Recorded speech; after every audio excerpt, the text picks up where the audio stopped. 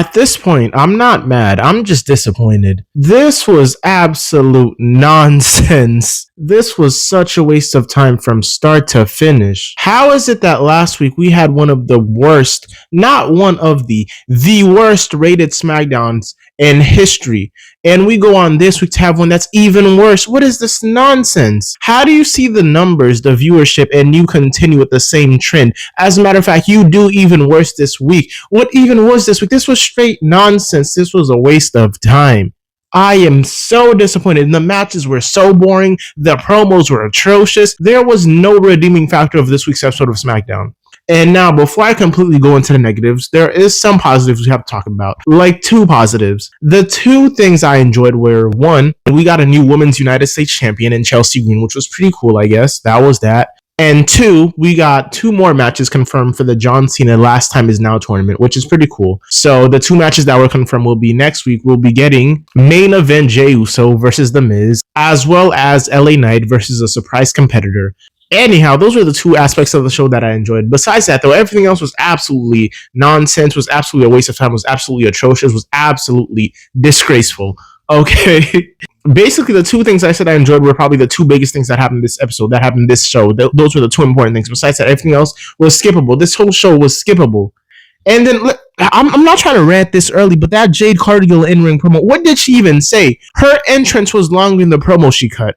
What was she even out there for? I thought she was about to come out here, cut a mean promo, talking her stuff. But no, she came out there to say nothing. And then we have Cody Rhodes kicking off the show saying nothing. And then we have Drew McIntyre returning to continue a feud that means nothing. What's Drew even feuding with Cody Rhodes for at this point? He got beat. Move on. Drew McIntyre got buried. Move on. You have Drew McIntyre coming out. Claymore kicking the referee. You have Damon Priest coming out for whatever reason. And you have Aleister Black facing Cody Rhodes in the main event for whatever reason. You have Charlotte Flair facing Nia Jax for whatever reason. You have Lash Legend teaming up with Nia Jax after they feuded down on NXT, and they're just buddy now, like that didn't matter, like NXT's non-canon or something. Like, what was this show? And then you kick off with Johnny Gargano versus Dragunov. Nobody cared about it. You had Tala Tonga versus Rey Fenix. Nobody cared. Oh man, I'm not trying to be negative or anything, but it's just frustrating at this point. This was absolutely silly. And then to make matters worse, you have Julia Gulia. She wins the Women's United States Championship, goes on to do absolutely nothing with it for 2 to 3 to 4 months, and then she loses it to Chelsea Green in basically a squash match, which wasn't really a squash match. It was just a 2-minute long match in which she just got rolled up and pinned. And that was it, and that's how she loses it. What are we doing? What are we actually doing? But anyhow, though, we have to get into this review. We have to get into the breakdown. We have to talk about what we saw. Even though it was nothing, we still need to talk about it. But anyways, though, before we break down this episode, we have to get onto our quote of the day, as always. Quote of the day: some days you're the storm. Other days you're the still water after it passes. Both matter. Both grow things. Don't rush your calm. And don't fear your thunder. Every season plays its part in who you're becoming. For everything, there is a season. A time for every activity under heaven. Ecclesiastes chapter 3 verse 1. That is your quote of the day. Now let's get right into this review. Let's get right into this video. Let's get right into this breakdown. So to kick off this week's episode of SmackDown, we got a Cody Rhodes in-ring promo. And Cody Rhodes came out and basically said nothing, as always. He came out basically saying, "What do you want to talk about?" And then he went on to say, Drew McIntyre introduced the title into our match. He introduced a weapon. My reluctance has caused me dearly in the past, but never again. This time I wasn't reluctant. This time around I strike. I did what was right. I did what was necessary, so I don't feel bad about it. Never again. I will not be reluctant anymore. And I'm officially done with Drew McIntyre. I'm moving on.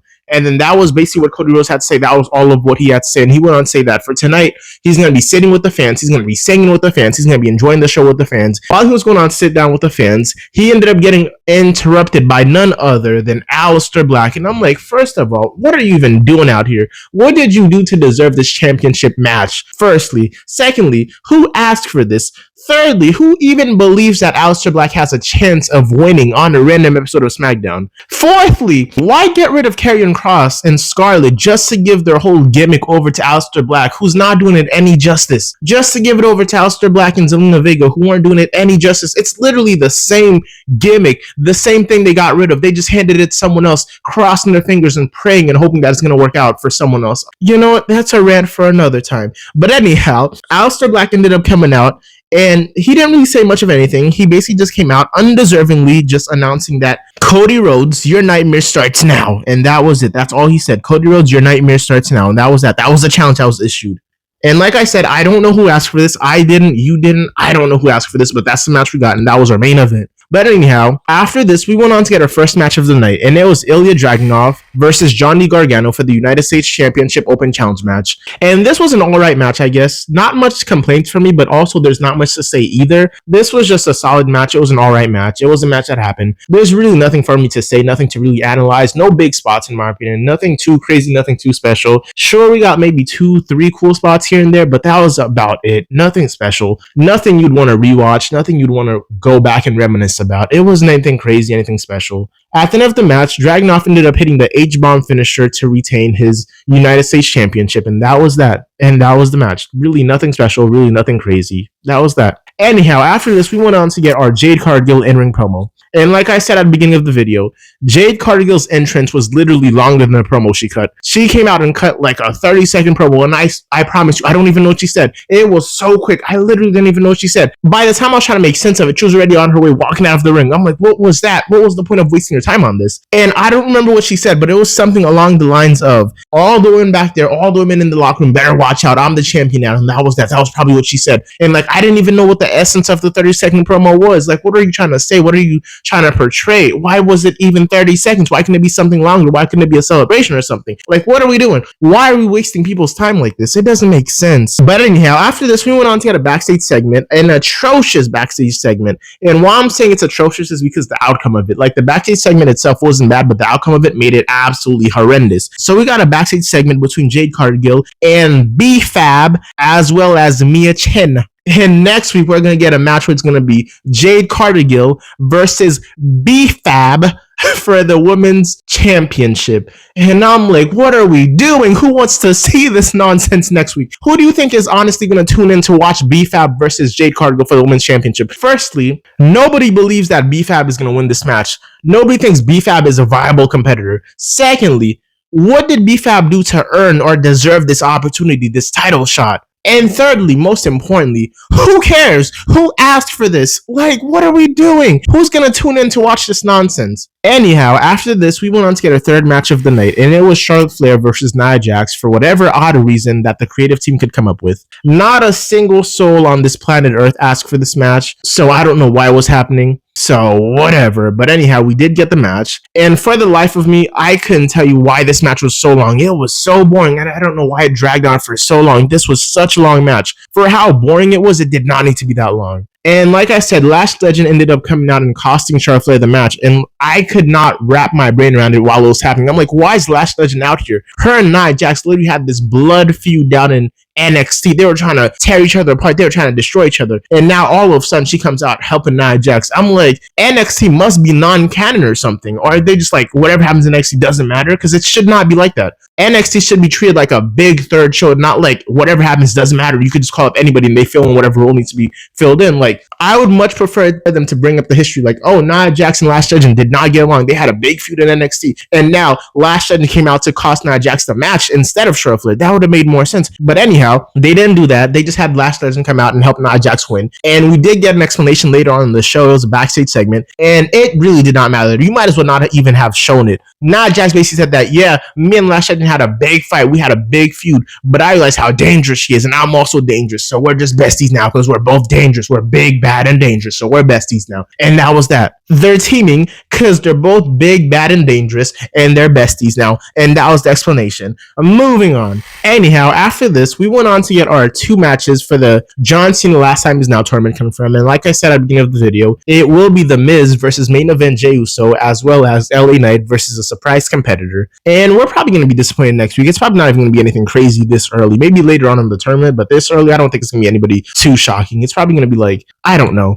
I'm not even going to speculate. But anyhow, after this, we went on to get our third match of the night, and it was Julia versus Chelsea Green for the Women's United States Championship. And let me just say, first and foremost, I'm at an absolute loss for words for this match. I don't even know what to say. Like I said at the beginning of the video, Julia literally got rolled up in like 2 minutes and lost her championship. We had Julia win the Women's United States Championship, go on for 2 to 3 months, maybe even 4 months, maybe even longer. She did absolutely nothing with it just to get rolled up in a 2-minute match against Chelsea Green. And Chelsea Green is now your new United States Women's Champion. And I'm not mad that Chelsea Green has a championship. She's probably one of the most entertaining women down on Smackdown at the moment. So I'm not mad at it. I'm just kind of disappointed in how it happened. But anyhow, though, the bright side and the positive that came out of this match, I guess, was that Chelsea Green is now a double champion. She is now one half of the AAA Mixed Tag Team Champions and also a United States Women's Champion. So she's a double champion now, which is pretty cool. I'm happy she has both championships. I'm happy she has her United States Championship back. She's very entertaining. I do really like Chelsea Green's character, both in ring and outside of the ring. She's pretty cool. So that's that. I'm not mad at the outcome. I'm just kind of mad at how it happened. But that was that. Anyway, after this, we went on to get our fourth match of the night, I believe, and it was Rey Fenix versus Tala Tonga, accompanied by Solo Sikoa and the MFT's ringside. And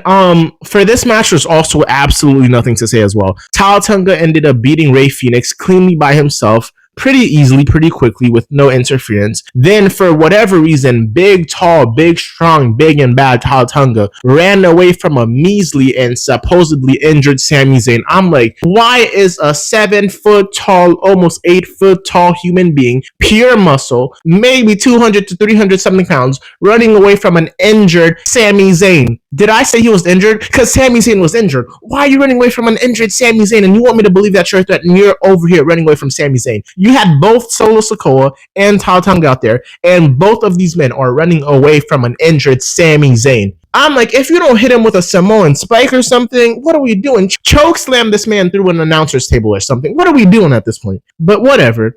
Whatever. We're just going to move on. But anyhow, after this, we went on to get our main event. And our main event was Cody Rhodes versus Aleister Black for the WWE Undisputed Championship. And let me just say, this match absolutely sucked. I also have absolutely no words for this match either. At the end of the match, we ended up getting Drew McIntyre interfering. He Claymore kicked the referee, and he was screaming and shouting at the referee because they apparently work for Cody Rhodes now, so he's taking out his anger on the referee, on the officials. So he Claymore kicked the referee, and then he went on to jump Cody Rhodes with Aleister Black helping him jump Cody Rhodes. And while Aleister Black and Drew McIntyre jumping Cody Rhodes, for whatever reason, Damian Priest ended up coming out trying to even the odds, and we got a big brawl between Aleister Black, Damian Priest, as well as Drew McIntyre and Cody Rhodes. And after they fought for a little bit, Cody Rhodes got the upper hand, Drew McIntyre scurried away, and then the GM, Nick Aldis, ended up coming out and announcing that Drew McIntyre will be suspended indefinitely for his actions. And I'm like, okay, that's that. So no more Drew McIntyre. We're seeing less of Drew McIntyre because the product is so good, the product is so fun now, so hot, that we have to suspend Drew McIntyre and see less of him. Whatever, we're seeing less of Drew McIntyre because the product is so good, so good. We have so many big stars, so many big names that we don't even need Drew McIntyre on the show. We don't even need him to focus on another feud and another rivalry and another story. None of that. Suspend him indefinitely, okay? I'm like, what are we doing? What are we doing? Man, oh man, what are we doing? None of this made any sense. None of this mattered. It was just all over the place. It was scattered. It was scrambled. Nothing made sense. This bothered me so much. And like every match I watched, every segment I watched, I'm like, what sense is there behind it? What meaning is there behind it? I can't wrap my brain around any of this. It doesn't make sense. This was so pointless. It was all over the place. All over the place. And that's how your show ended. The match never ended. The bell never rung. None of that. No loser, no winner, nothing. That's just how the show ended. That was that. That was your whole SmackDown this week. Man. And overall, I'll be completely honest with you. I'm rating this episode of SmackDown a solid 2 out of 10. No higher. It does not deserve to be any higher than that. This show was absolutely boring. It was absolutely pointless. It was absolutely meaningless. And this was a waste of time, like I said. And I can't even sugarcoat any of it. This was disappointing. This was very disappointing. Nothing happened. And most, if not all, this show was absolute rage bait, I feel. Cause man, this got me heated. This was so bad. Man, but anyhow, thank you for showing up. Thank you for hearing me out. And thank you for being here. Like, comment, and subscribe if you want to. Like, comment, and subscribe if you'd like to. And like, comment, and subscribe if you choose to. As always, it's been a pleasure. I'm out.